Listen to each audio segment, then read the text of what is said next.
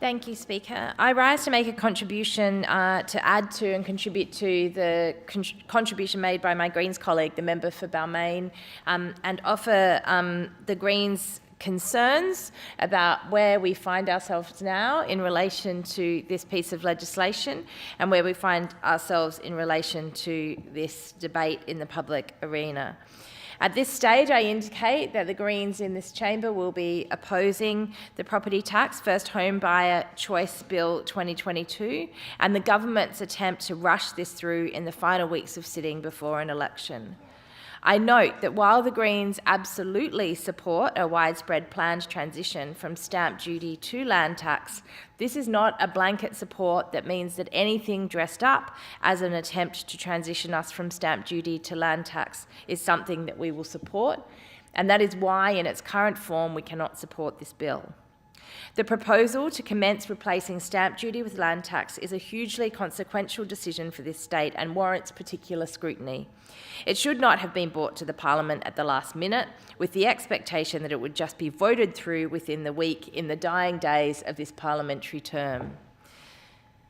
When it comes to land tax itself, land values reflect social value. Places close to jobs, infrastructure and amenity have high values because of our collective, not individual efforts, and because of the value we gain also from nature.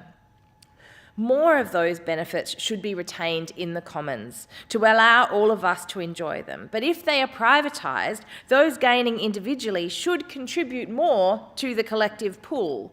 A good land tax would reduce upward pressure on house prices, speculation in capital gains, and provide revenue for more collective investment, creating a virtuous cycle. This tax and this legislation does not do that. It is not a real transition from stamp duty to land tax because it is removed at the point of sale, and it doesn't even keep pace with land values. But those examples are symptoms of a broader failure to provide a realistic pathway to a good land tax. A good land tax would provide a secure and growing tax base to fund health and education and investment in housing. This proposal reduces revenue and is explicitly temporary. A good land tax would favour those that live in and use land rather than those that hold it speculatively. Yet this land tax does not apply to the big wealthy investors, and it's hard to see how it ever would. And a good land tax would capture the surge in value that comes from our collective investment in creating high-quality community infrastructure in our local neighbourhoods. This tax has an explicit cap to prevent that because it would be inequitable to do so for some new home buyers without addressing the windfall gains enjoyed by those already in the market. This reform is not really a land tax reform at all, in fact. It is really just a complicated way to allow first home buyers to pay stamp duty instalments that may have some benefits but is not a big reform. Instead, it suggests that the government has put the real reform in the too hard basket and has come back with, in effect, what is a subsidy to first home buyers. So let's turn our attention to the money.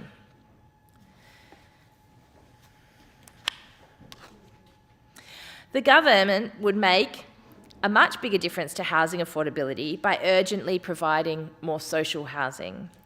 Here we are seeing in this bill, the legislation before us tonight, that the government, the Liberal National Government, are prepared to put a $775 million hole in the state budget for this reform. In all likelihood, putting $775 million directly into social housing would have a much greater impact on the affordability of housing across the state and assist those most in need of support when it comes to the housing crisis we are facing. Let's take a minute to look at the bill the government is creating for $775 million and the decision to marginally subsidise the cost of home ownership for first home buyers with that hole in the budget. For $775 million, imagine what we could do for public and social housing in New South Wales.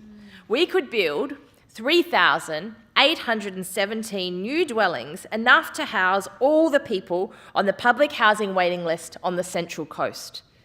What is the priority this government is setting out? Research from New South Wales UNSW City Futures Research Centre estimates a capital cost of $203,000 per social housing dwelling, excluding the Commonwealth rent assistance payments of $59,000 per dwelling. If you include the cost of Commonwealth rent assistance per dwelling, the number of dwellings that you could deliver would be 2,958. Still enough houses to house all of the people on the public housing waiting list in the Northern Rivers. Where are the priorities of this Liberal national government? I remind you that the Greens are supportive of the idea of a transition from stamp duty to a good land tax, but this is not what this legislation is. It is creating a hole in the New South Wales budget of $775 million based on the government's own projections, money that could be immediately used to deliver social and affordable housing for those that are most in need and desperate of housing solutions in this state. We could build, with that money, 1,000 new and 1,300 upgraded homes for Aboriginal families who are in need of housing support.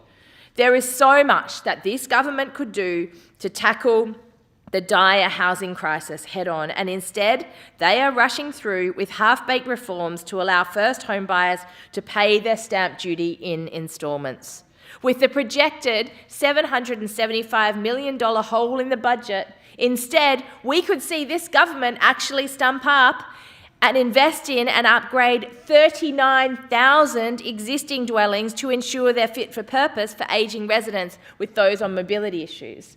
Now, all of those figures that I have just recited around the investment in social and public housing is based on looking at the costings and the figures that the government identifies and the need of the public housing, Aboriginal housing and maintenance announcements that they made in the 22 budget.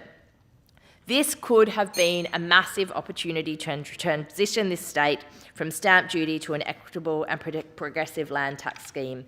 But instead, the government is pushing a rush through hasty legislation that will not set this state up for genuine transition. And what we see from the State Labor Party is not a consideration of the complexity of these issues, but a few-word slogan that is attempting to create fear.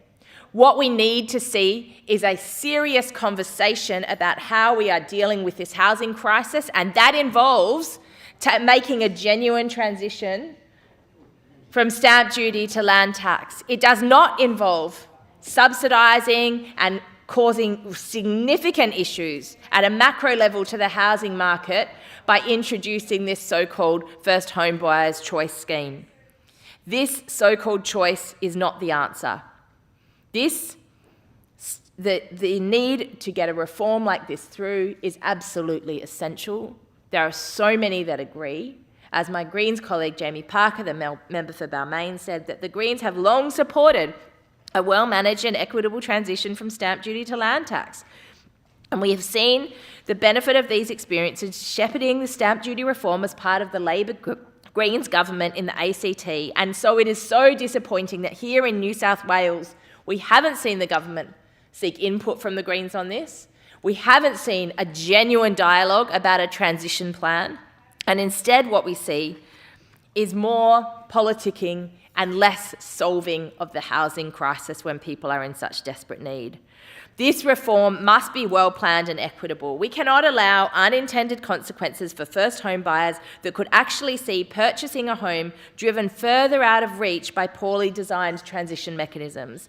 Until we see and address the fact that investors and property developers, many of whom sit in this chamber with a list of properties a mile long, cashing in from the trauma and stress of people trying to make ends meet in the rental market, 2 million people in New South Wales.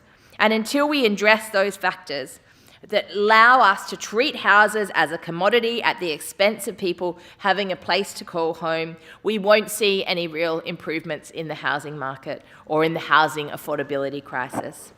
The Greens absolutely believe, and I acknowledge the work of my colleague in the other place, Abigail Boyd, for leading on and securing an inquiry into this piece of legislation. I note that we will seek to amend this bill once that inquiry has concluded, and urge urge everybody to not get into a debate about scare tactics of taxes, but instead work collaboratively across all party lines to try and solve the crisis that people in this state are facing due to the housing unaffordability issues.